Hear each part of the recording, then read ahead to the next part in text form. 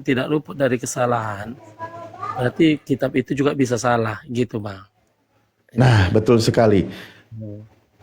Kalau merujuk kepada Al-Quran, Al-Quranul Karim, ya, itu kan ketika Nabi kami menerima wahyu, makanya bertahap Bang, selama kisaran 23 tahun, kurang sekian bulan ya, 2 atau 3 bulan gitu. Sehingga ketika Nabi kami menerima wahyu 5 ayat, 10 ayat, itu disampaikan kepada sahabat, contoh Zaid bin Sabit.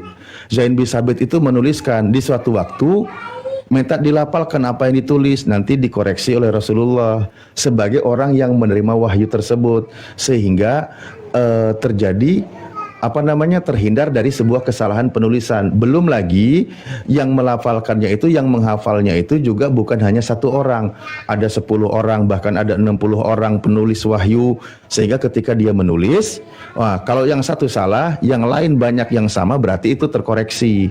Apalagi Iya Bang. Nabi kami mengkonfirmasi. Jadi jelas penulisnya. Berbeda dengan kalau misal contoh gini, kalau di negara kita misal ada seorang wartawan, dia mencari informasi berita dari suatu kejadian. Nah itu bisa jadi kan, karena apa? Dia bertanya kepada orang, orang itu juga kan bisa jadi jujur, bisa juga tidak, karena kan tidak dikonfirmasi orang ini seperti apa kelakuannya, kan gitu. Kalau ada wartawan menyampaikan berita lalu dicetak, kan gitu. Nah, status orang yang ditanyainya itu harus jelas dulu. Harus jelas siapa orangnya, karakternya seperti apa, dia pendusta atau orang jujur, kan gitu ya. Nah, kalau ada wartawan seperti itu, biasanya mencari informasi dari suatu peristiwa, yaitu wajar diragukan. Karena apa? Satu, bukan dari Tuhan, karena hanya berdasarkan penelitian kepada orang-orang yang mendengar satu peristiwa. Nah, kalau status orang yang ditanyanya Bang, sudah jelas, itu masih mending. Tapi kalau misal yang ditanyainya siapa, nggak tahu, nah itu repot. ya, Nah entar itu Bang. kalau kisah wartawan di, misal contoh di dunia ya, baik di Indonesia maupun di Amerika atau di mana. Terlebih-lebih ada di Israel, misal contoh zaman Yesus ada. Kalau tadi kan kisah wartawan ya, kalau saya contohkan, misal pengakuan Lukas yang dia akui sendiri di dalam Lukas 1, dia mengaku dia melakukan penelitian, melakukan penyelidikan sehingga dia bukukan. Nah, penelitian atau penyelidikan yang dia lakukan itu informasi dari siapa? Siapa yang dia tanyai? Sejauh mana akurasinya penyampaiannya gitu. Nah, itu yang perlu dicari tahu. Tapi ya Lukas mungkin bukan wartawan, saya tidak ikut campur di situ. Cuman saya contohkan tadi wartawan gitu, Bang. Lanjut tanya lagi, Bang. Semoga Abang nyaman, saya suka ditanyai. Iya Bang, gini Bang. Tadi kan Abang bilang kalau misalnya dia, kecuali dari dia satu orang, pengakuan dari satu orang, masih bisa ibaratnya seperti kayak itu ya, masih bisa diragukan.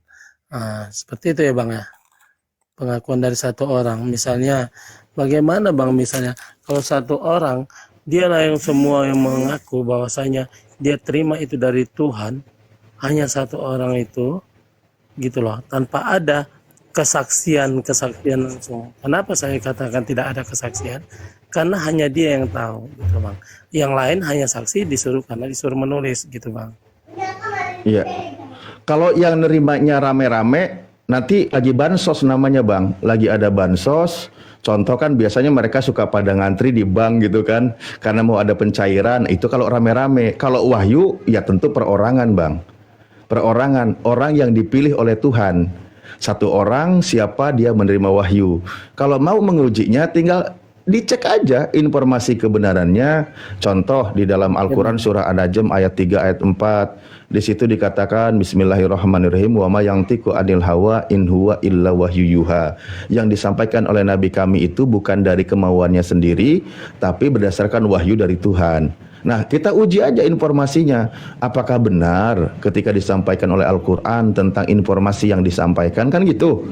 Nah, karena Nabi kami itu kan bukan peneliti, bukan wartawan, bukan orang yang belajar kepada orang.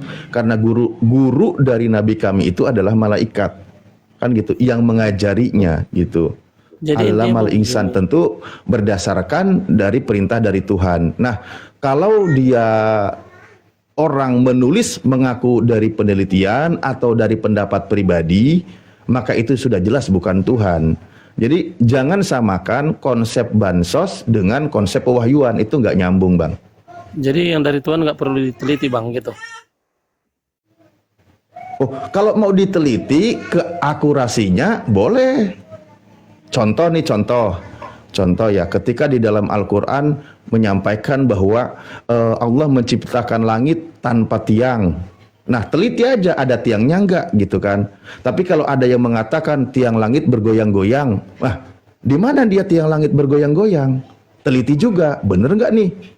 Atau jangan-jangan khawatirnya orang lagi ada acara dangdutan, tapi dia gitu ya pokoknya. Karena yang biasa goyang-goyang itu kan orang lagi dangdutan, tapi nggak nyambung sih ke situ. Cuma maksudnya kalau dikatakan bergoyang-goyang, di mana tiang itu? Teliti aja sama abang gitu. Itu satu contoh. Kedua, misal contoh penciptaan manusia. Al-Quran mengabarkan setelah ilmu kedokteran mengkonfirmasi bahwa kok informasi yang disampaikan Al-Quran, padahal Nabi kami bukan dokter, tidak pernah meneliti, tidak pernah belajar embriologi, kok informasinya nggak salah. Pasti ini informasi dari sang pencipta, karena yang menciptakan itu maha tahu tentang ciptaannya. Tapi kalau dikatakan manusia dari engkau yang mencurahkan aku seperti susu, mengentalkan seperti keju, nanti ada uratnya baru di luar, terakhir disebutkan, itu diteliti sesuai nggak dengan penelitian kedokteran. Nah itu juga harus dicari tahu. Silakan lakukan penelitian, karena kita diberikan akal itu kan untuk berpikir gitu bang. Benar bang. Tapi bang begini bang, dalam Al-Quran Ibrahim itu istrinya berapa bang? Kalau Al-Quran menyebut nama istrinya nggak disebut bang. Iya, ada berapa bang istrinya? Nggak disebut di dalam Al-Quran. Jadi istri Ibrahim nggak tahu berapa? Nggak, kalau di Al-Quran nggak disebut. Kan abang nanya di Al-Quran, nama istrinya nggak disebut. Oke, di hadis. Ada istrinya namanya Sayyidah Sarah namanya, atau bahasa Indonesia kan disebut Sarah. Ada lagi namanya istrinya itu Sayyidah Hajar, atau bahasa Ibraninya Hagar kan gitu. Seperti itu. Nanti ada dalam literatur Yahudi juga ada istrinya yang lain gitu kan, punya anak yang banyak. Tapi hal seperti itu bukan sebuah penekanan berapa jumlah istri. Yang lebih penekanannya adalah ketika dari kedua istri Nabi Ibrahim ini mengisahkan sama-sama menghasilkan generasi yang baik. Contoh Iya, dari istri saya, bang, yang berarti istrinya Ibrahim 2.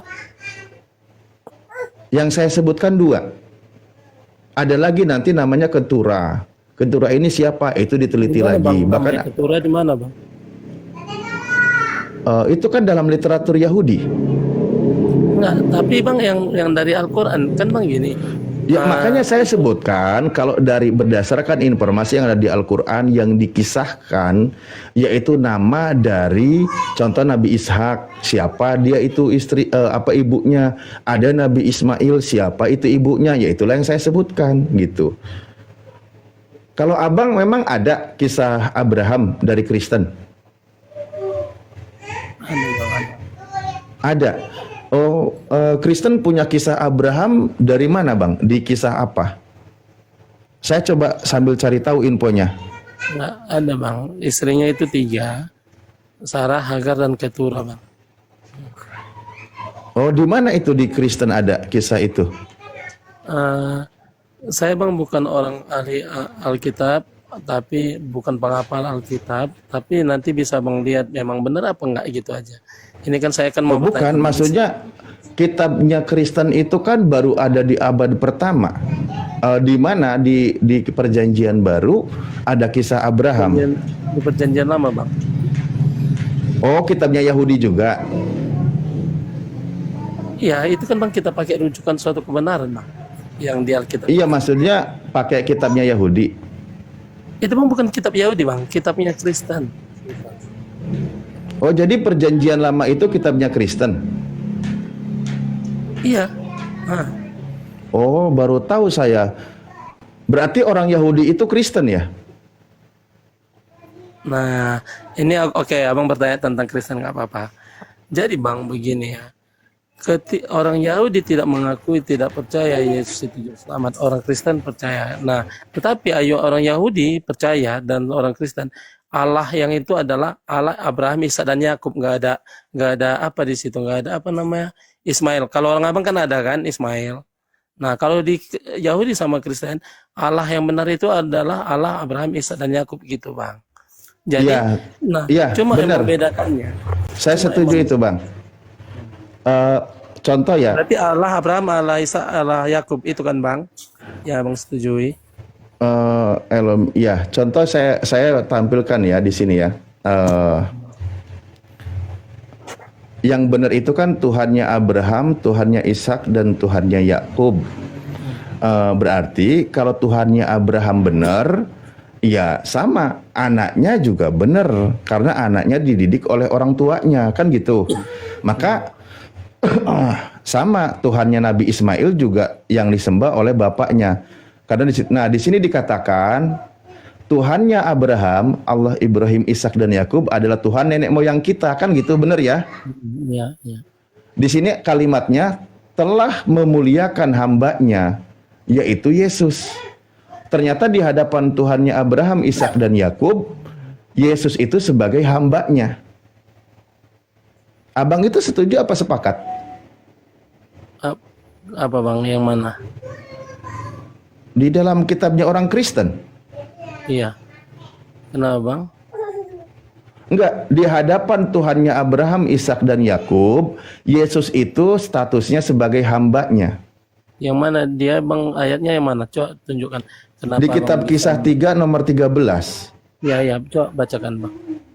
Lah itu Allah Abraham, Ishak dan Yakub, Allah atau Tuhan nenek moyang kita telah memuliakan hambanya, yaitu Yesus. Iya, ayatnya Bang dari mana biar saya baca kalau Kisah 3 nomor 13.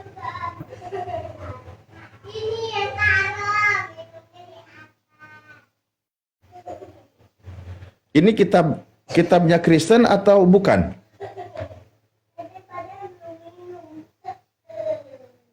Kitabnya Kristen atau bukan ini, Bang? Atau kalau ini berat, yang ringan aja Abang bertanya lagi, nggak apa-apa. Iya, iya, iya. Ini kitabnya Kristen ya? Iya, benar-benar Bang. Jadi status Yesus di hadapan Tuhan yang benar, Tuhannya Abraham, Ishak dan Yakub, dia itu sebagai hambanya. Iya. Yes. Anda setuju kalau Yesus itu hamba Tuhan, hamba dari Tuhannya Abraham, Ishak dan Yakub?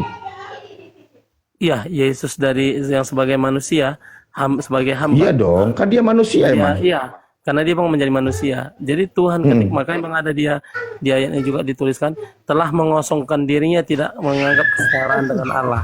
Iya. lagi. Kalau boleh saya tahu Bang, kalau saya boleh tahu, ini izin bertanya ya. Kalau Abang berat untuk menjawab nggak apa-apa. Yang hamba Tuhan ini Tuhannya Abang atau bukan? Saya kalau Abang menjawab biar saya kasih tahu ya. Nah, jadi gini. Saya bertanya bukan saya menjawab. Maksudnya yang di sini disebut sebagai hamba Tuhan, ini Tuhannya Abang atau bukan? Yang disebut sebagai hamba. Iya, hamba Tuhan ini yang disebut di dalam kitab Anda Kisah 3 nomor 13. Ya Yesus Bang, Yesus Tuhan. Iya, betul kan namanya Yesus. Dia itu sebagai hamba dari Tuhannya Abraham, Ishak dan Yakub. Maksudnya kalau saya tanya kepada Anda sebagai Kristen, ini Tuhan Anda atau bukan? Iya, Tuhan kami Bang. Oh, jadi Tuhannya Bang Sandra itu hamba Tuhan ya? Nah, kan Abang menyimpulkan seperti itu. Nah, kalau sampai seperti itu, jangan Abang tanya. Bukan menyimpulkan. Saya mendengar jawaban Abang. Biar saya perjelas gitu Bang. Ya. Ya, coba diperjelas lagi kalau dia itu sebagai hamba Tuhan. Gimana coba? Ketika ada Tuhan yang nggak bisa menjadi manusia, itu Bang. Dan ataupun tidak mau menjadi manusia, oke, bisa berpikiran seperti itu, Bang. Tetapi ketika orang meyakini bahwa Tuhan bisa menjadi manusia dan mau menjadi manusia, maka Tuhan, perkataan Tuhan itu tadi, firman Tuhan itu tadi yang menjadi manusia, karena telah mengosongkan dirinya, tidak menganggap kesetaraan dengan Allah, maka dia menjadi hamba juga gitu Bang. Coba pelan-pelan Bang, pelan-pelan ya. Tuhannya Abraham, Ishak dan Yakub, Tuhan nenek moyang kita. Ini Tuhannya Abraham, Ishak dan Yakub ini manusia atau bukan? Manusia. Tuhannya Abraham, Ishak dan Yakub di sini kan bukan manusia, Bang. Iya. Justru Yesus ini yang manusia, hamba di hadapan Tuhannya Abraham, Ishak dan Yakub yang bukan manusia. Kalau Anda kan Tuhannya yang hamba ini. Kalau Abraham, Ishak dan Yakub Tuhannya yang bukan manusia. Jadi Ya? kalau saya katakan Bang sama Abang gini, makanya Bang, Abang nggak akan bisa terima ketika Tuhan Abang kan tidak belum bisa ngasih ke saya, nggak ngasih ke saya, udah nggak saya bisa lah kasih, saya Bang. terima. Udah saya Kasih dulu baru saya terima. Enggak, karena Abang menyimpulkan sesuai dengan apa Abang. Oke, begini, udah saya Yang saya simpulkan apa? tuh hamba, Yesus itu berarti hamba dan dia itu bukan Tuhan gitu. Loh iya kan kata Yesus, seorang hamba tidak lebih tinggi daripada tuannya. Iya, iya benar, benar. Iya. Tapi Bang begini, sama udah bilang, seorang hamba tidak akan lebih tinggi daripada tuannya. Benar, benar. Iya kata Yesus. Iya, iya benar. Makanya tadi ada kata-katanya yang telah mengosongkan dirinya tidak menganggap setara dengan Allah itu sendiri gitu, Pak. Diam dulu. Ya, nah gitu, cakep. Nah, berdasarkan pengajaran Rasul Anda yang bernama Paulus, kan Tuhan itu mengosongkan dirinya, mengambil rupa seorang hamba, menjadi sama seperti kita, kan gitu. Filipi 2 nomor 6 dan 7. Iya Bang. Nah, ini Bang Nah, kita lagi yang kosong di situ kan keilahiannya, bener ya? Ya, gantilah topiknya dulu Bang. Pertanyaan ke Kristen dulu. Gak apa-apa. Berat ya? Berat, saudara, berat. Assalamualaikum warahmatullahi wabarakatuh, Ustaz, Akang. Waalaikumsalam warahmatullahi wabarakatuh. Biar topiknya pas Bang. Gak apa-apa. Enggak, maksudnya iya kita biar kan diskusi. yang kosong keilahiannya, yang penuh kehambaannya, ya benar berarti bukan Tuhan. Yang namanya kosong tidak ada isi, gitu loh. Yang ada isi itu adalah 100% manusia. Berarti dia 100% hamba. Ya sudah, nggak ada yang ribet. Tapi benar Abang, ya benar Abang itu memperkuat argumentasi bahwa Yesus seorang hamba. Kalau sekiranya ini berat, Abang tinggal lambaikan tangan ke kamera. Memang Yesus Bang sebagai hamba, dia sebagai manusia, dia sebagai guru, dia Iya. sebagai nabi, dia sebagai Bang. Dorongan nih ye. Ini parah nih. Nah, yang jadi permasalahannya, Siap. Tenang. ya, saya tenang. Yang jadi permasalahannya adalah ketika konsep keimanan kita tidak Tuhan kita terbatas karena apa? Karena tidak mau menjadi manusia, kasihnya terbatas di situ Bang ya. Tidak mau menjadi manusia, kasihnya terbatas, ataupun tidak mampu menjadi manusia, itu akan rumit Bang. Rumit. Ketika dia jadi manusia terbatas nggak Bang? Apa Bang? Ketika dia jadi manusia terbatas nggak? Ketika dia menjadi manusia terbatas. Terbatas. Iya. Iya benar. Ya jadinya malah makin terbatas. Nah, Gimana sih? Kan Bang udah saya katakan Bang, telah mengosongkan dirinya. Dia dalam Berarti bukan Tuhan kalau kosong. Nah, kan Abang menyimpulkan sendiri. Ini Abang kan tanya tentang Kristen. Yang namanya kosong berarti bukan Yang menyangka Tuhan siapa? karena nggak ada isi ketuhanannya. Gimana sih Abang ini? Tadi kita berbicara apa? Saya mempertanyakan Islam jangan disanggah itu. Oh iya, wajar. iya, kembali. Iya, Siap, iya. kita riset kembali ke setelan awal, silakan. Kita pas gitu loh.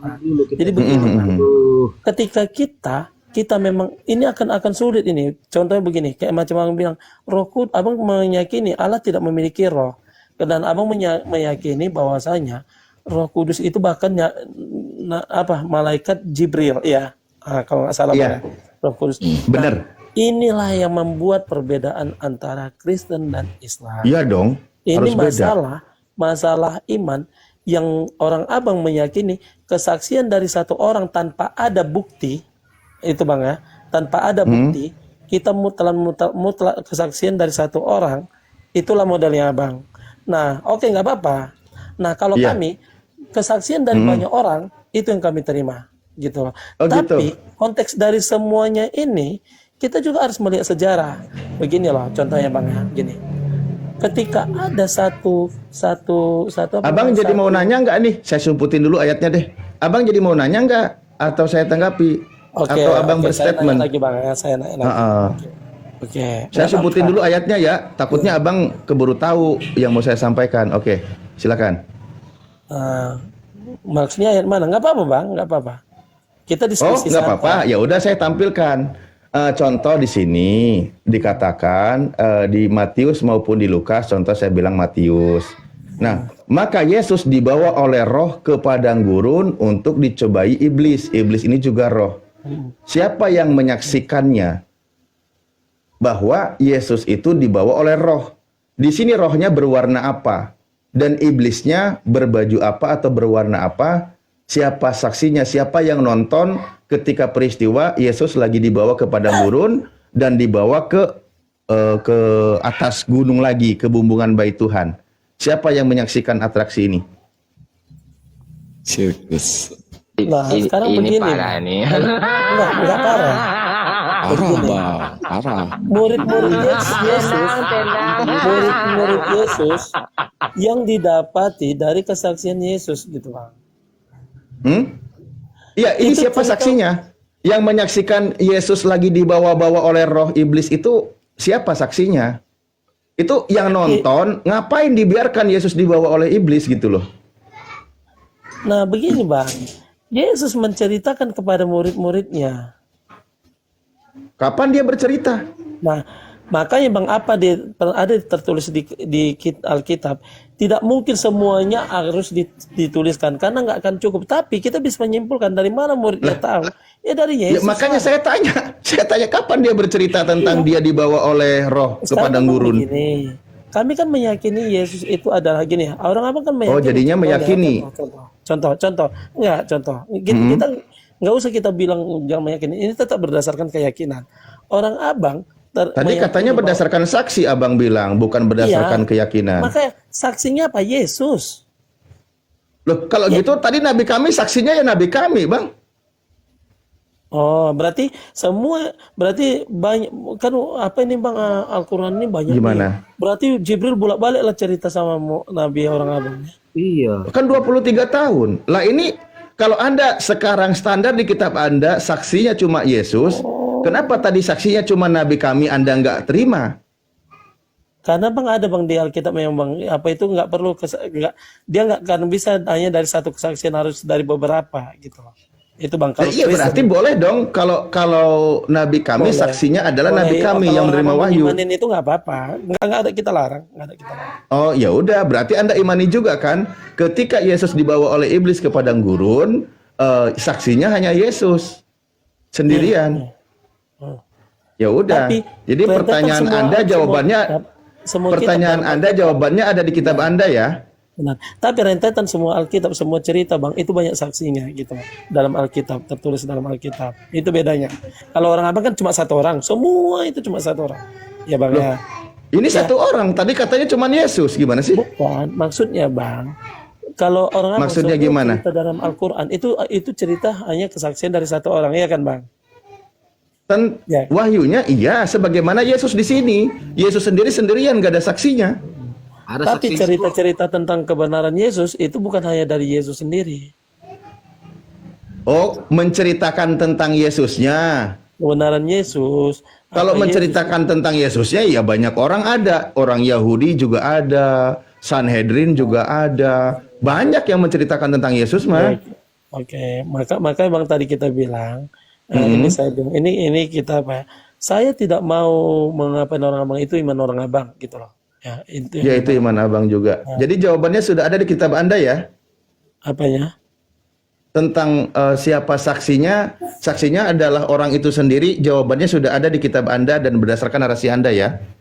Iya saksinya Bang Tuhan itu sendiri. Tuhan itu yang dicoba. Iya udah. Iya makanya jawabannya ada di kitab Anda dari apa yang Anda tanyakan kan gitu. Iya. Oke. Pertanyaan berikutnya.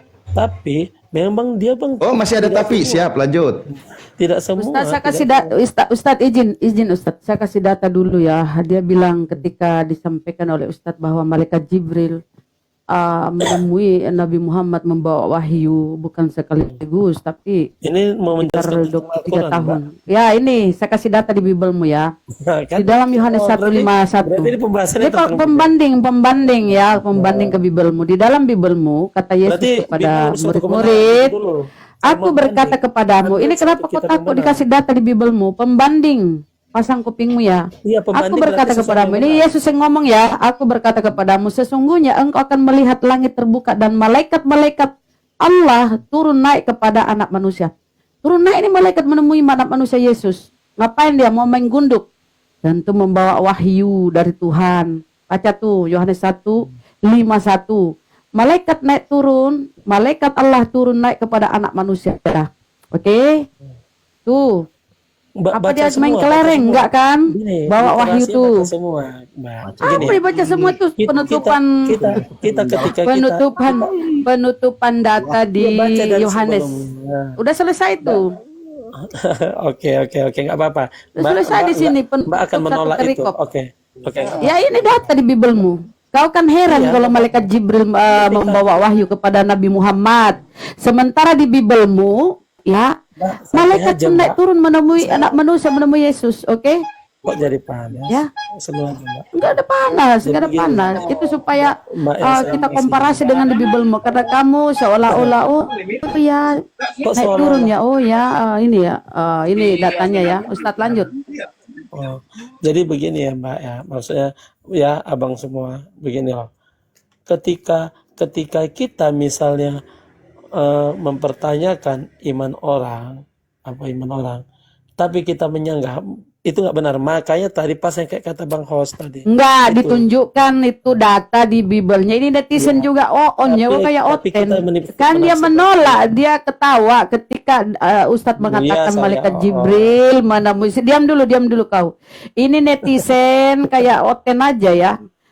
Si Oten ini menyanggah seolah-olah mentertawai menghujat, malaikat nggak Jibril boleh naik menghujat, turun Bos. menemui Bos. Nabi Muhammad membawa wahyu selama 23 tahun Bos, kurang lebih ya. apakah itu termasuk Padahal di Bibelnya, iya ini kujelaskan kepada kalian supaya jangan kalian bego kayak Oten ya.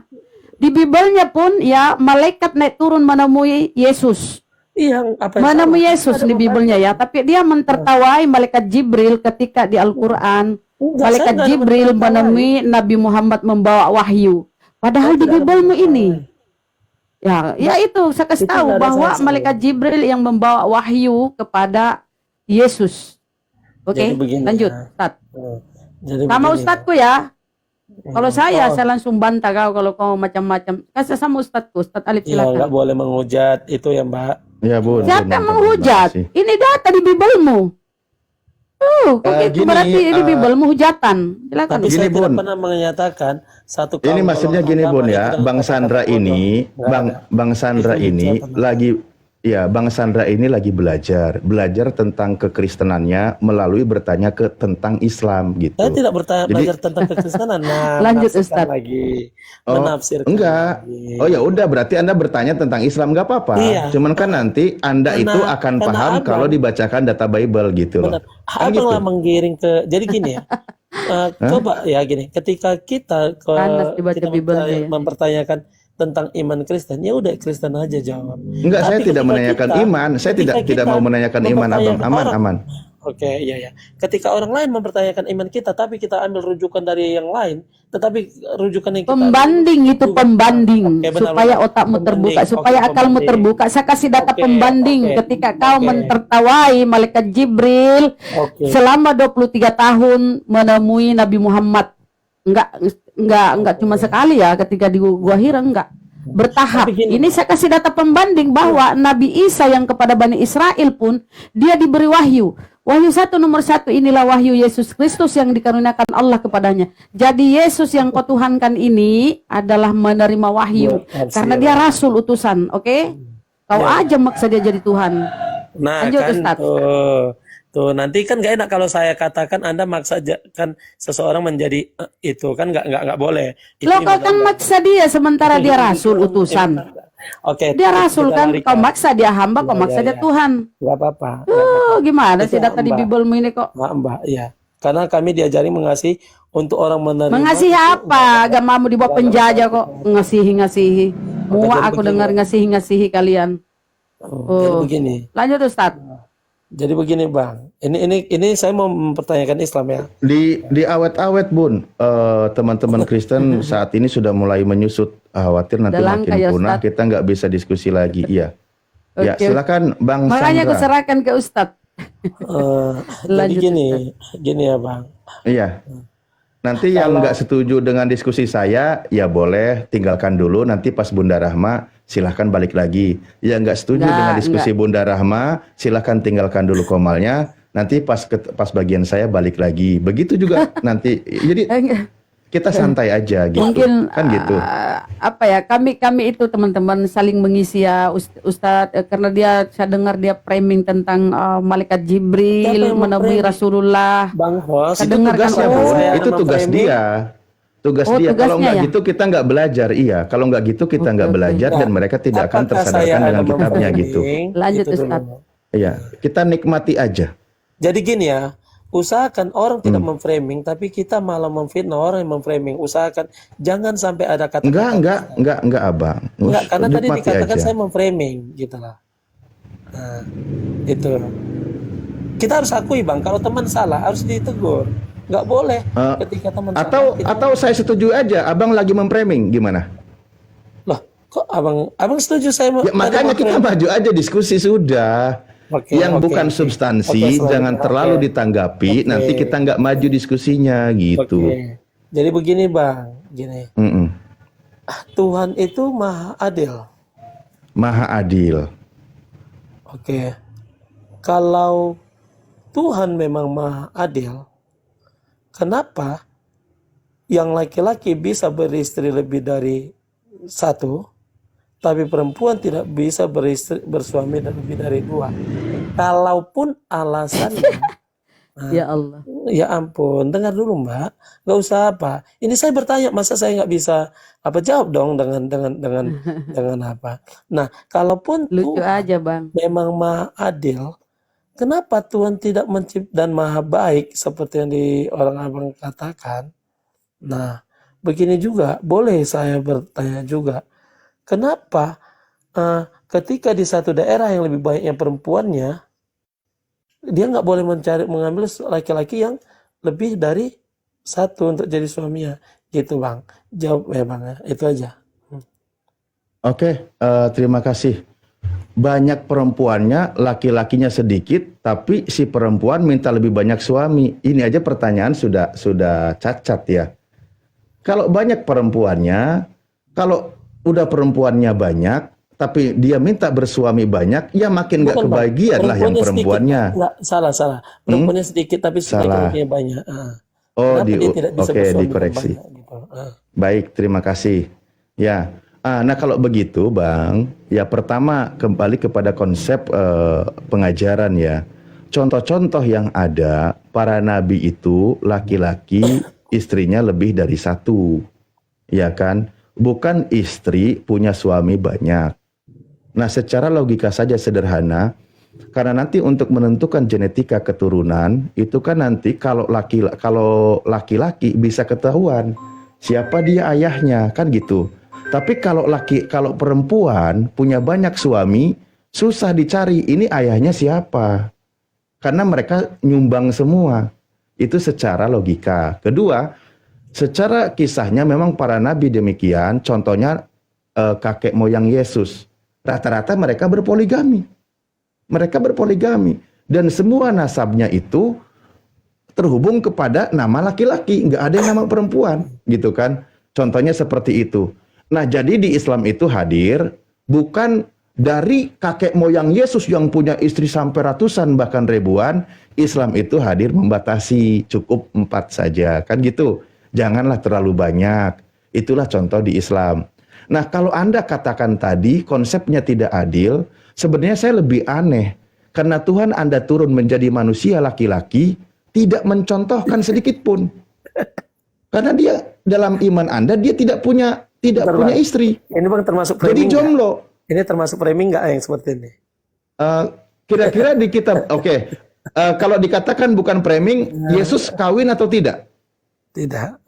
Enggak, maksudnya Tidak. Bang. Berarti Yesus Framing jomblo. itu Bang, framing itu apa Bang? Itu dulu, biar kita tahu ini termasuk framing apa enggak. Apa framing itu gitu loh. Nah kan abang yang tanya, makanya saya tanya. Enggak, Abang tahu enggak definisi framing itu dulu gitu loh. Saya nggak tahu, abang jelaskan aja. Enggak, oh tadi Mbak itu tadi bilang saya memframing. Maksudnya gini loh. Loh kok jadi yang tadi? Ini kita udah maju. Iya, enggak, karena gini Nggak, ya sudah, saya tanya aja. Kalau Anda Kau Tuhannya mau turun lagi ke sama bumi, saya diskusi. kalau Anda Tuhannya turun ke bumi menjadi seorang laki-laki, terus dia tidak menikah, itu dicontohin gimana? Berarti dia membiarkan, mencontohkan tidak ada pernikahan, berarti gitu. Lalu apa fungsinya itu lato-lato bergelantungan? Nah, tolong dijawab. Aduh ya Allah. Bang, kalau itu Bang, Ya, sekarang gini Bang, ada memang Bang dia bukan pertanyaan itu. ini pertanyaan saya. Aduh ya Allah. Sekarang Bang, kalau itu Abang bilang ada Bang, dia bilang hendaklah memang kami itu bisa dibilang bisa yang nggak menikah, tapi mau menikah ya kalau nggak bisa menahan apa karena nafsu selalu ada ya menikah gitu. Ya kalau tidak menikah, contoh kan tadi Tapi kalau itu poligami Bang bisa Anda mendapat pertanyakan. sama saya. Terus Biar saya kalau jelaskan. Aja maksudnya teman-teman gini yang lain. Bang, biar nggak habis Bang waktu. Nggak, biar nggak habis waktu. Nanti bisa. Abang kalau misalnya Takut Abang mau dibahas, bertanya, takut datang ke dibahas saya. ininya Ustadz Bukan ya, takut takut dibahas. Ya, ya. Bukan Kau diam, takut dibahas. biar kau Kalau nyimak. ini Kau diam, dibahas, jangan kau yang menimpali Al-Quran suara nggak dibahas Ustadz. lagi. Kau diam, biar enggak, dia menyambung maksudnya dulu. pertanyaan saya itu kan kalau Abang Tuhannya datang aja turun ke kamar jadi saya, laki-laki, follow udah saya. gitu tidak menikah, terus ada diskriminasi dong. Kok nggak jadi perempuan turunnya? Kenapa milihnya jadi laki-laki? Ya, jadi gini Bang ya. Gimana? Ini berapa kali Atau saya dia mengimbangi keduanya? Nggak, Biar berapa juga kali saya adil. buka- Perempuan juga bagian dari Tuhan. Ya, begini loh Bang. Gimana? Bang, Abang nanti datang ke kamar saya. Ketika Abang nanti ke kamar saya tidak akan membawa ini kitab-kitab lain karena saya nggak Bang, di luar dari Alkitab, kitab ini nggak ada kebenarannya. Gitu. Kenapa kau nggak mau disentuh Bibelmu, ajaran di Bibelmu? Siapa bilang Kenapa saya kau nggak mau? alergi? Nanti datang ke Ya itu kau kamar diam saya. dulu kalau dibahas itu Tuhanmu yang turun dalam keadaan laki-laki punya lato-lato, ya itu tanggapi dong. Jangan Iya, kamu kenapa kepanasan, tanggapi. Karena Apa itu- gunanya itu lato-latonya, kata Enggak, Ustadz? karena itu Apa Bang, gunanya? begini, Bang.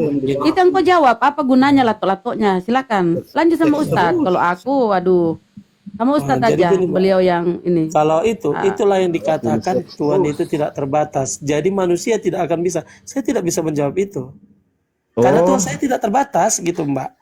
Tapi Lah kalau itu Tuhan memang terbatas, lato-latonya nggak ada ukurannya, tidak terbatas. Gini Bang, maksud bukan ukuran.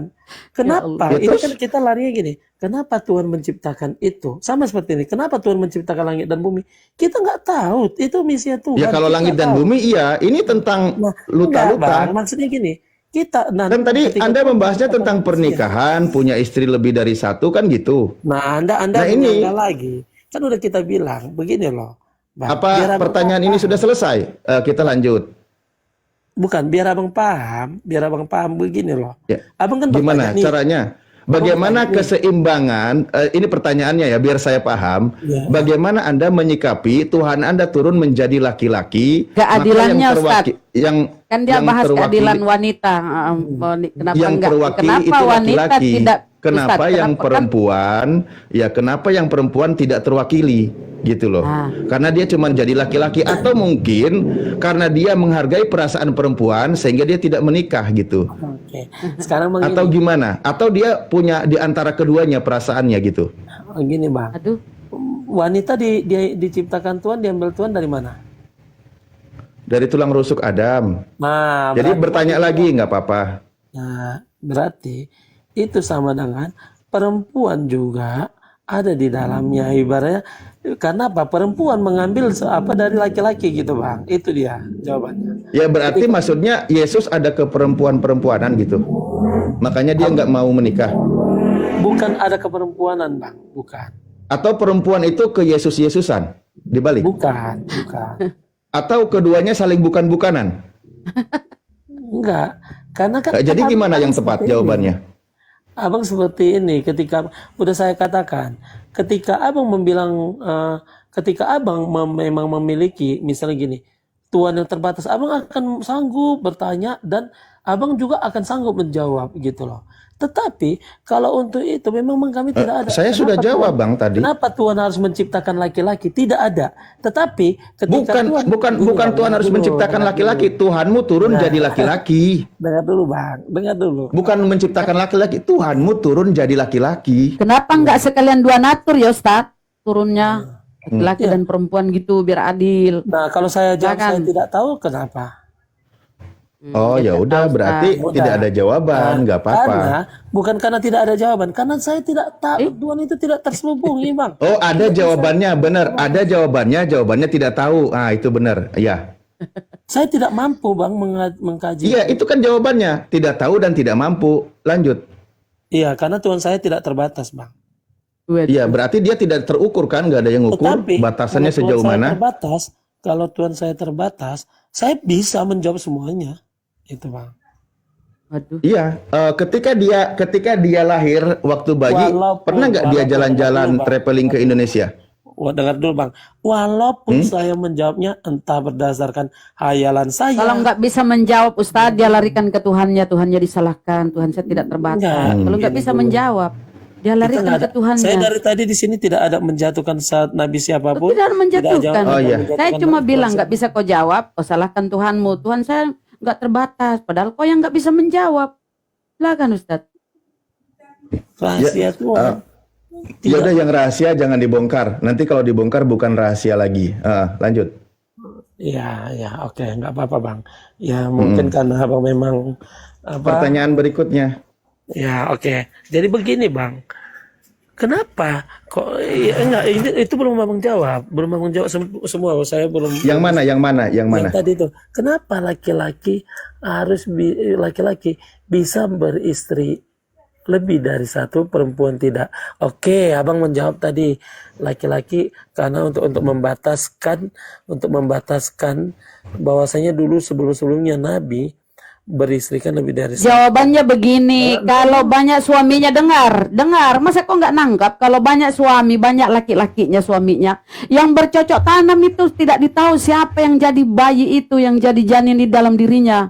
Banyak bercocok tanam. Kalau dia banyak suaminya, banyak laki-laki yang meniduri dia, yang keluar masuk, itu anaknya siapa itu? Bisa. Itu kasarnya penjelasan Ustadz tadi. Gini Mbak ya, enggak, bukan ke situ. Ini kan saya mau bertanya. Ya Allah. Oke ya. Jadi begini, kalaupun laki-laki memang bisa beristri lebih dari satu, ya. Oke, laki-laki bisa beristri dari satu, sementara perempuan tidak bisa, ya Bang ya. Berarti intinya bisa dikatakan orang Abang menganggap keadilan Tuhan itu adalah karena nanti janinnya ini biar diketahui dari siapa gitu ya. Itu orang Abang ya.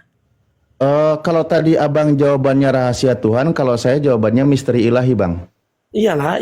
Tapi kan Abang jawab tadi karena Tuhan nanti janinnya jadi nggak diketahui gitu loh. Nah, kalau saya tanyakan lagi, kenapa Tuhan begini? Baru bisa Abang bilang seperti itu. Kan gitu. Iya kan? Oke? Masuk. Iya, misteri ilahi. Iya, maksud saya berarti sedikit Ustadz, ada kutanya ke dia ya, sudah banyak pertanyaanmu. Nah, kenapa Tuhanmu itu turun ke bumi harus lewat kelamin? Coba. Apa itu misteri ilahi atau rahasia? Coba. Kenapa Tuhanmu turun ke bumi harus lewat kelamin perempuan? Coba kenapa? Apa nggak ada cara lain? Coba kau jawab. Karena itu adalah perjanjian Tuhan kepada manusia waktu jatuh ke dalam dosa. Di mana? Mana perjanjian? Mana datanya tuh? Oh, oke. Coba. Oke, ntar ya, biar saya baca. Haruskah Tuhan turun ke bumi lewat kelamin perempuan? Itu apa itu rahasia ilahi atau apa itu? Rahasia Tuhan atau kau nggak tahu jawabannya? Silakan. Lanjut Ustaz. Bisanya hanya bertanya yang itu, kau heran kalau perempuan nggak boleh banyak suaminya. Saya tanya, saya malah lebih heran, Tuhanmu turun ke bumi lewat kelamin, kenapa itu? Gak ada cara lain yang agak canggih, lewat ruang waktu gitu. Biasa kan kita lihat ada seseorang masuk ke ruang waktu, itu ketetapan Tuhan dari situ. kemudian udah ada di waktu yang lain, di masa lampau, harus gitu, canggih-canggih dikit lah. Kalau lewat kelamin perempuan sama lah dengan semua manusia-manusia ini. Gini Mbak, Mbak berpikiran seperti itu, kenapa? kenapa nggak dari sini, karena ini, karena Mbak terfokus kepada hayalan. Memang kita akan berat kalau kita menerima sesuatu Bukan dari hayalan. hayalan, itu fakta Hayalan. bukti, kau harus jawab. Bukti. Anda sampai dari sini, dari Bukti sini. di Anda Lukas itu 2:11, hayalan hari ini namanya. telah lahir. Hari ini telah lahir Tuhan katanya. Itu lahir Iya. berarti lewat itu kan. Tapi Nah, Anda menghayalan. kenapa Tuhanmu ke bumi harus lewat itu? Saya udah bilang, itu udah ketetapan Tuhan. Ya Pak, mana itu waktunya ketetapannya? kita berdosa. Mana datanya? Tuhan harus lewat kelamin turun ke bumi, coba. Nah, sama Mbak dengan ini. Ini gelas, udah. Enggak ada di gelas ini tulisan gelas. Nah, datang Anda, itu bukan gelas. Mana buktinya? Ya, kenapa Tuhanmu? Ini Tuhan loh. Iya. Kan manusia yang kodratnya memang dilahirkan oleh seorang wanita, begini, Mbak, manusia. ada yang dibilang sama Tapi kami. kalau Tuhan bagi kami itu Ya. luar Oke, binasa. nggak apa-apa. Ada dibilang Oh, sama silakan. kami gini. Perdebatan sama orang bebal itu nggak akan. Karena kau nggak bisa jawab kan? Bukan nggak bisa jawab. Kau sendiri kan bingung. Kok karena Tuhan kalau saya saya turun ke bumi lewat saya kelamin? jawab. Ya, sekarang jawab kenapa Tuhanmu harus lewat kelamin? Nggak pakai cara lain Jadi, gitu loh. udah saya katakan itu udah perjanjian Tuhan sama Mana datanya itu perjanjian Tuhan. Nanti Bang Tuhan turun Sandra ke- kalau bentar mau ya. tanya lagi tanyanya ke saya ya. Nanti tugas Bunda Rama yang bertanya gitu aja biar adil. Atau saya Ini bantu orang, jawab Bu. Ustadz. Atau saya saya silakan, bantu Ustadz, jawab silakan, berkaitan lanjut. dengan ini ya. Kalau kita lihat sejarahnya, kalau kakek moyangnya Yesus tidak poligami, maka Yesus nggak ada. Itu kan hasil dari kakek moyangnya, nenek moyangnya ya. Yesus itu poligami gitu. Coba lihat silsilah Yesus. Dia terlahir dari keluarga siapa, anak siapa kan gitu. Lihat silsilahnya, peristiwanya zaman dulu. Itu nenek moyangnya Yesus itu poligami gitu. Karena dari adanya poligami itulah adanya Tuhannya Kristen lahir. Ah gitu. Bang Alif, saya bisa tanya sama kamu ya? Oh, bisa banget. Begini sama tanya Bang Alif, apakah kau bisa jamin nenek moyangmu dulu ndak ada yang poligami Bang Alif? Satu aja dulu. Loh, Kemudian saya tidak ada masalah poligami, Bang. Loh, ini dia. Yang kedua sama tanya sama Bunda Rahma. Bunda Rahma mau nggak Bunda Rahma jadi istri kedua sampai ketiga sampai keempat mau nggak? Kau Bunda? itu nggak nyambung apa yang dibahas, apa yang gue bertanyakan. Jelas mau Kau lah. Oh, Jelas nyimak mau lah. apa? Tadi kamu Jelas bahas mau. itu. Tuhanmu aja itu hasil poligami loh, Tuhanmu itu. Kalau nggak berpoligami itu ya, nggak ada Menghujat Tuhanmu. lagi. Lah memang data di Bibelmu itu. Tuhanmu kan keturunan Bani Israel. Bani Israel itu hasil dari poligami semua. 4 istrinya Yakub menghasilkan 12 suku Israel. Nah Tuhanmu salah satu keturunan Bani Israel. Jadi Tuhanmu itu keturunan poligami. Mau ndak kamu? Bukan hujat, itu data di Bibelmu. Ndak mau ndak? Itu data di Al-Quran bisa orang punya istri ketiga, keempat bisa. Kalau di Al-Quran kami itu dibolehkan. Dibolehkan. Daripada berzina dibolehkan poligami. Daripada berzina dibolehkan. Kalian kan boleh berzina. Yang dipersatukan Tuhan tidak boleh dipisahkan oleh manusia kecuali dengan zina. Jadi kalau kalian berzina boleh berpisah, ya. Itu di Bibelmu. Tugasnya laki-laki di surga itu menikah perawan-perawan istri. Mulai kan. Daripada kau memecahkan pesundal di surgamu. Rahma, Di surgamu pesundal. ini memang Apa? kamu ini aduh, Apa? Kau mulai kan? Kau mulai. Kulayani kau kalau kau menghujat. ndak usah kamu. Apa? Di surgamu disiapkan pesundal. Kalau bidadari itu keren, masih suci, cantik jelita. Kalau pesundal di surgamu itu, aduh, sudah lebar itu pantatnya itunya. Sudah lebar. Tugasnya laki-laki masuk surga memecahin. Ya baguslah perawan daripada di surgamu. Sandal. Lanjut Ustaz. Inilah kalau ajaran itu. Aku kalau boleh lanjut, bener nggak nih dapat waktu? Lanjut. Oke, silakan Sandra. Oke, gini. Nggak ngasih waktu ternyata dia. Langsung pergi. Enggak, saya yang nurunin. Iya maksudnya gitu. Assalamualaikum Kalau- Ustaz. Salam. Waalaikumsalam warahmatullahi wabarakatuh. Taunya memframing Islam. Secara logika aja kita berpikir ya. Perempuan banyak suami. Ya bagaimana dong? Itu kalau orang berpikir, tapi memang akal dimatikan begitulah. Maunya itu kalau Tuhan itu adil harusnya perempuan juga banyak suaminya, boleh bersuami lebih dari, ya Allah, benar-benar Oten. Ditanya Tuhannya kenapa mesti lewat itu ke bumi? Gak ada cara lain. Datanya sudah ada ditetapkan.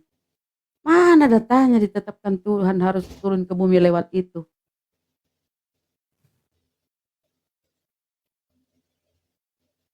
Terlalu banyak kau framing, kau harus ditampol ya Oten-Oten.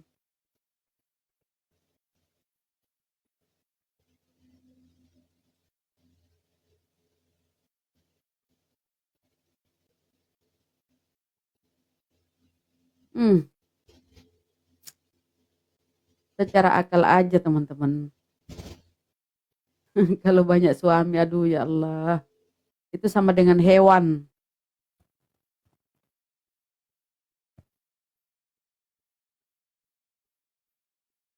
Tapi karena mereka botol, itu pertanyaannya.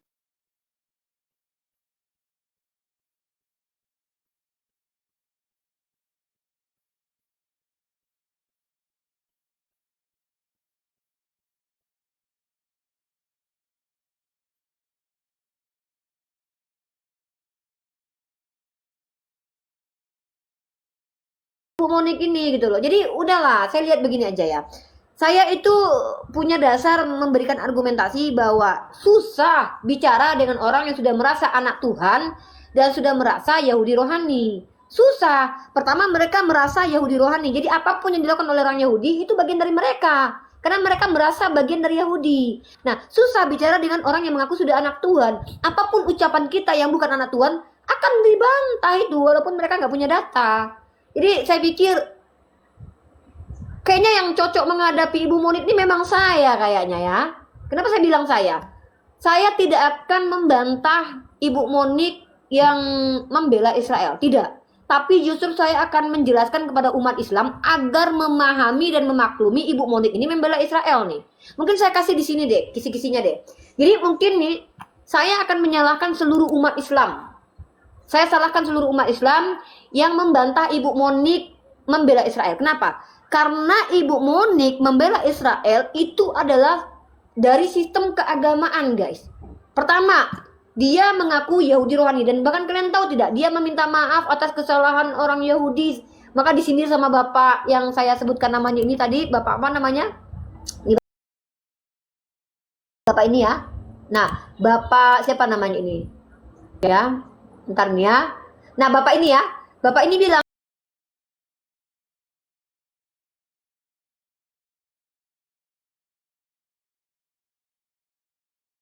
di Indonesia juga pernah dikatakan Belanda sebagai antek-antek atau dogi-doginya Soekarno, dikatakan teroris juga. Ini yang dimaksud dengan bapak ini logika penjajah, di mana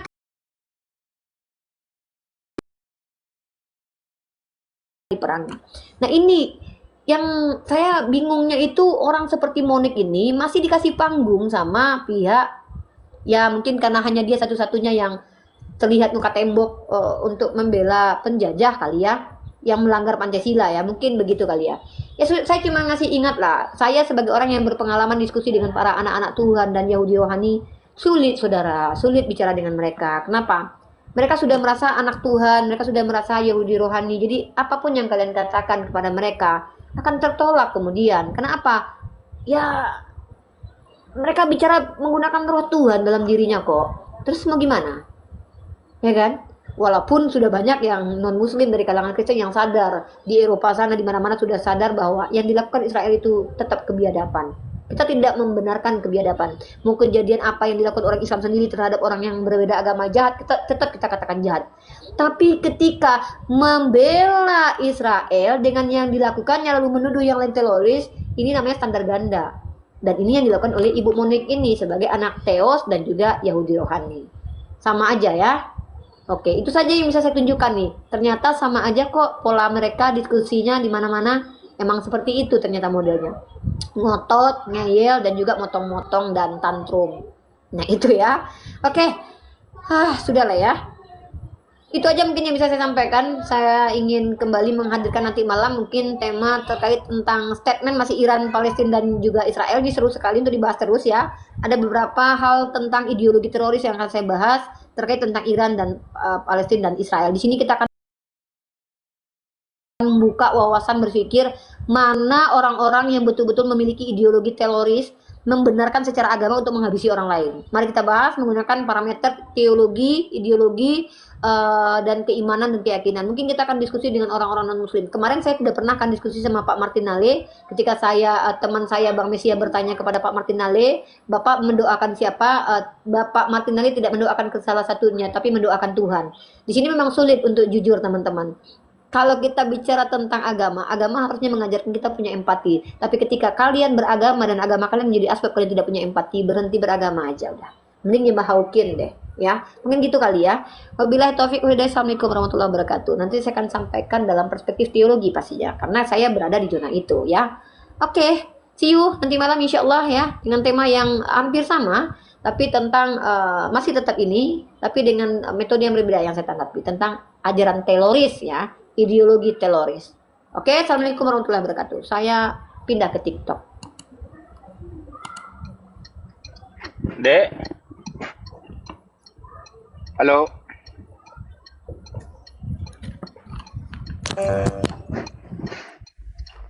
Halo. Iya, assalamualaikum. Waalaikumsalam. Itu apa namanya? Itu malam itu ketemu Biblos tahun 1905 sama pendeta di Amerika. Di dalam Biblos itu ada peta Palestina dan tidak ada yang namanya Israel, itu tidak ada. Aku pernah lihat itu. Kalau masalah kayak gitu sebenarnya udah banyak yang membuka, karena memang orang yang jadi gini, yang memberikan wilayah Palestina itu untuk ditempati sama orang-orang Israel itu kan Inggris, karena mereka menang melawan Turki Ottoman. Itu kan sejarah dunia itu begitu. Tetapi kemudian kita juga nggak bisa hindarkan orang-orang Wahyudi itu, mereka dihajar sama orang-orang Jerman dan mereka kocar-kacir kemana-mana, dan memang mereka diterima di Palestina, dan pada saat itu masuk ke situ pakai paspor. Iya, Makanya dikatakan maksudnya Tayaho ini. Iya, artinya mereka sudah punya kedaulat, walaupun mungkin negara-negara adik kuasa tidak mengakui gitu. Kan yang namanya negara adik kuasa Inggris, Amerika, Eropa kan memang mereka secara sejarah memang hobi menjajah toh. Iya. Kalau bagi mereka tidak ada kepentingan untuk melepaskan koloni mereka, kan mereka tidak akan lepaskan. Kita coba kita runut dari Perang Dunia Pertama deh. Perang Dunia Pertama, kekalahan Jerman itu ternyata menjadi asbab dia harus melepaskan negara-negara koloninya loh. Artinya memang secara sejarah negara-negara si anak-anak Tuhan ini memang sudah terbiasa memiliki memiliki wilayah kekuasaan dan jajahan. Nah, karena kemudian Inggris memenangkan perang melawan Ottoman gitu kan, akhirnya dikasihlah, dia berjanjilah memberikan kepada si Israel gitu daerah. Tadinya kan ada berapa daerah tuh yang mau dikasih, ya kan, ada berapa daerah tuh yang mau dikasih. Nah, tapi orang-orang Yahudi malah memilihnya ke Palestina karena mereka menganggap itu tanah Kanaan, tanah yang dijanjikan Tuhan. Kan itu sebenarnya. Nah, tapi tidak bisa dipungkiri bahwa memang mereka sendiri yang sebelumnya itu mereka ada di situ tuh, mereka tuh pakai paspor ke sana. Cuman sekarang kalau aku termasuk orang yang tidak ini ya, aku termasuk orang yang tidak mau menjawab tanah itu milik Palestina atau milik Israel. Aku akan menjawab begini. Ketika kalian sudah ada 100 tahun tinggal di suatu daerah atau 80 tahun tinggal di suatu daerah, apakah ketika ada orang yang tadinya punya daerah kalian dan datang kembali lalu kalian diusir, apakah itu masuk ke dalam ranah kemanusiaan? Apakah kalian bisa dikatakan tidak memiliki daerah itu? Nah, ini yang aku mau tanya nih, karena kejadian-kejadian kayak di Kota Batam, ada daerah-daerah yang di Indonesia ini sudah ditempati sama orang-orang yang sudah berdiaspora misalnya, lalu berpuluh-puluh tahun dia tinggal di situ. Apa bisa dikatakan dia adalah tiba-tiba kalian, nenek moyang kalian yang udah pernah pindah, terus kalian bilang itu tanah kalian? Nggak bisa, karena tanah itu kan milik Tuhan gitu loh. Nah, ini yang dilakukan sama orang-orang Kristen ketika membela Israel, mengatakan bahwa itu tanahnya mereka dulu tuh dijanjikan Tuhan tuh. Nah, ini yang aku bilang kayak melulu agama yang membuat doktrin agama yang kemudian membuat manusia itu rasis dan juga membuat manusia itu kemudian tidak berempati kepada sesama manusia gitu. Melulu itu menggunakan data-data di kitab suci dan itu terjadi. Cuma lihat ini sudah mulai pergerakan di Kristen-Kristen di Amerika Latin sudah mulai sadar kok. Nggak ada itu tanah perjanjian yang di sama Zion itu nggak ada. Israel itu nggak bisa eksis tapi bukan negara. Ya, bagaimana mereka mau membela orang sudah terlihat nyata kezolimannya kok? Apa mereka mau mempertontonkan bahwa agama mereka itu agama yang kejam, membela penjajah? Ini kan jadi gini, dulu inkuisisi itu dibenarkan sama gereja loh. Mayoritas umat Kristen membenarkan inkuisisi loh. Nah, beratus-ratus tahun kemudian baru disepakati sama Katolik kalau inkuisisi itu kejam loh. Makanya aku tadi pernah bawa ada yang namanya itu istilah kedangkalan kejahatan namanya. Ya, istilah kedangkalan kejahatan itu kejahatan yang dilakukan oleh orang-orang yang bukan karena dia pintar dan berpikir, tapi karena dia polos dan dia ikut doktrin gitu. Itu ada hal seperti itu. Ya. Nah, jadi mereka akan menyadari bahwa itu kejahatan nanti setelah banyak orang yang mengatakan itu kejahatan. Wah, iya. Sekarang hampir 90% dunia mengatakan bahwa yang dilakukan Zionis itu kejahatan. Masa hanya mereka yang buka tembok aja yang berani mengatakan bahwa itu bukan kejahatan? Ya mereka-mereka yang udah nggak ada rasa malu gitu loh. Begitu. Nah, jadi mungkin itu yang mau aku nggak mau ngebahas sebenarnya tanah itu milik siapa, karena jujur aku bilang apapun yang Allah letakkan di muka bumi ini, setiap manusia itu berhak untuk hidup kok. Setiap kita berhak untuk hidup. Tapi oten ini deh, orang-orang Kristen ini kalau waktu zaman Soekarno, mereka bilang Soekarno itu teroris. Dan makanya antek-antek. Makanya aku bahas ya.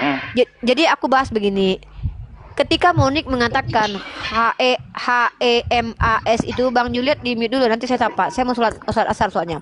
Ketika Monik mengatakan HEMAS itu teroris, itu karena mengikuti paradigma dari Amerika. Amerika ini hampir sama kayak Romawi loh, suka melebeli yang mereka anggap tidak kayak orang POC dulu tuh melebeli orang-orang yang dari Arab tuh haji-haji. Jadi mereka berikan label-label dulu tuh. Ya, supaya mereka bisa mengeneralisir tuh. Jadi mereka mengatakan bahwa MAS ini adalah teroris. Nah, sementara ketika dia bilang bahwa HEMAS ini melawan, mereka bilang, wah kita pembela HMAS, yaitu pembela teroris. Sementara dia sendiri membela Israel gitu. Nah, ini yang saya bilang bahwa mereka ini rata-rata standarnya ganda. Logika yang dia pakai itu logika penjajah, di mana ketika penjajah merasa yang tersakiti, playing victim. Udah jelas dia yang menjajah, terus dia pula yang merasa tersakiti. Kalau memang misalkannya tanggal 7 Oktober, misalnya kan, itu yang dianggap sebagai kejahatan oleh orang-orang Israel. Tapi apa perlu membenarkan yang dilakukan oleh Israel sekarang? Kan itu yang dibahas sama banyak orang saat ini. Tapi melulu orang Kristen dan orang Yahudi akan kembali ke 7 Oktober begitu. Oten itu kan nenek moyangnya mereka kan penjajah tuh, yang penjilat-penjilat pantai Belanda itu kan. Santai gak nanti kita jadi memang aku di sini mau coba mengajak berpikir orang-orang yang kita narasinya santai aja. Mereka maksudnya kalau bicara tentang ini aku kenapa enggak aku nggak ngajak mereka, aku hanya membuka mata seluruh dunia, orang-orang yang menonton channel aku, bahwa kalau kalian pikir mereka itu membela Israel bukan karena agama, itu bullshit, itu bohong banget. Karena bagaimanapun juga mereka sudah mengklaim diri mereka anak Tuhan. Mereka mengklaim Yahudi rohani. Apa itu tidak membawa-bawa Tuhan? Dan bahkan mereka percaya bahwa Tuhan mereka tuh lahir dari nenek moyangnya orang Yahudi gitu. Lalu aku hanya membantah orang-orang yang bilang ini masalah politik, nggak ada kaitan dengan agama. Bullshit. Aku nggak nyerang agama, tapi aku membuktikan ada agama tertentu yang dipakai untuk membuat kejahatan di muka bumi. Dan itu sepanjang sejarah sudah ada sejarahnya gitu. Jadi aku nggak, mungkin porsiku beda ya. Kalau aku lagi di Mesia ini, aku berusaha untuk tidak memposisikan diriku sebagai pendebat lintas agama, karena aku mau membahas tentang hal-hal yang lebih luas daripada itu. Nah, maksudnya aku membahas statement dan argumentasi per orang. Contoh kayak Abu Janda. Abu Janda itu punya statement bahwa ternyata Abu Janda mengatakan kalau kalian ingin dapat informasi Iran dan Israel itu itu ternyata semua perang saudara di Arab Saudi, kata Abu Janda. Itu yang membiayai itu Amerika. Nah, aku kan termasuk orang yang tidak percaya sama statementnya Abu Janda. Tapi ketika si Abu Janda sendiri mengatakan bahwa ternyata kerusuhan yang ada di Arab Saudi dilakukan oleh propagandanya Amerika, ya aku menganggap bahwa ya ini tamparan keras buat si anak-anak Tuhan, bahwa sejelek-jelek apapun yang terjadi di dunia Islam pasti ada campur tangan propaganda dari kalian, dari teman-teman saudara-saudara kalian yang seiman. Nah, makanya aku angkat ada dua konten hari ini. Yang pertama adalah Abu Janda pertegas bahwa Amerika mencari keuntungan dengan jual senjata. Kemudian aku menjelaskan si Monik ini kalau argumennya. Jadi aku nggak mau ngebahas tentang tidak membahas bagaimana Oten secara tiap hari yang aku lihat ini ya. Cuman aku membandingkan nih, ternyata Oten yang ku hadapi sama aja dengan Oten yang berhadapan dengan orang lain di forum gitu loh. Nah, itu yang aku bahas hari ini. Nah, kita kembali ke sini nih. Kalau kita misalkannya ngebahas tentang Israel sama Iran, kenapa aku tidak terlalu tanggapi dulu? Pertama, aku belum cukup data. Ya. Yang kedua, bukan hanya sekedar belum cukup data, aku juga tidak bisa mengatakan ini kapasitasku. Ini bukan kapasitasku untuk membahas, karena masalah politik itu bukan kapasitas aku. Bukan berarti aku tidak bisa membahas. Aku juga melihat kenyataan-kenyataan. Tetapi aku hanya akan ke arah teologi aja. Tapi kalau di Mesia, aku mau menanggapi argumen aja gitu loh. Menanggapi argumen seperti Monik yang mengatakan kita Indonesia mengakui kok Israel itu sebagai negara sejak kapan gitu loh. Sejak kapan Indonesia mengakui Israel sebagai negara? Lucu. Yang lucu tuh lucu banget gitu loh. Sejak kapan Indonesia sudah mengakui bahwa Israel itu sebuah negara? Itu maluin banget gitu loh. Itu yang lucu yang aku lihat. Waduh, ternyata seru juga melihat diskusi antara pro Israel dengan pro Iran gitu. Gitu, presiden kan yang bilang sendiri, sorry ya, by the way ketika presiden berbicara, kalau seandainya, ya makanya brother, kalau nonton berita itu jangan dipotong-potong, selesaikan nontonnya. Prabowo itu bilang apa? Kalau Palestina diakui kemerdekaannya, kita juga harus mengakui Israel sebagai negara. Makanya kalau nonton itu otaknya dibawa, ya, itu. Gitu aja nggak ngerti. Nah, ini teman-teman Kristen nih, tolonglah. Saya tuh lagi nggak mau menghadapi teman-teman Kristen yang saya sudah terbiasa menghadapi kalian yang banyak bicara, kosong gitu loh. Di mana-mana kalian begitu terus saya lihat. Ayam bisa jadi kalian katakan bebek, hitam bisa jadi kalian katakan putih. Saya lagi ingin tuh bicara dengan orang-orang yang membuka wawasan dan cakrawala berpikir loh. Kalian itu membuat saya semakin downgrade gitu loh. Ini masa ngomongnya Prabowo sudah mengakui Israel sebagai negara. Makanya kalau nonton berita tuh sampai selesai. Kan? Ujung-ujungnya lari ke Edis. Tuh kan? Kita lagi bahas tentang Iran, Monik, Hussein. Bawa Mereka Edis. itu kayaknya Ya, sudah apa memang dengan terdoktrin bodohnya itu sudah seumur hidup lah kayaknya. sampai mati kayaknya. Nggak bisa. Mereka nggak bisa. Atau mereka itu berubah. selalu suka Karena memang sudah jual, menjadi. atau mereka cuma jual kasih tapi bohong gitu. Kayak dia ngomong tadi begitu, itu kan bohong. Nah, itu aku juga bahas tuh. Kayaknya mereka memang begitu Iya, deh. aku juga bahas itu kan. Kan mereka bilang mereka umat kasih, ya kan. Nah, ketika mereka mengaku umat kasih, mereka itu pengennya kita yang apabila ditampar pipi kiri kasih kanan. Coba tadi malam kan aku bahas tentang itu. Kalau istri kalian,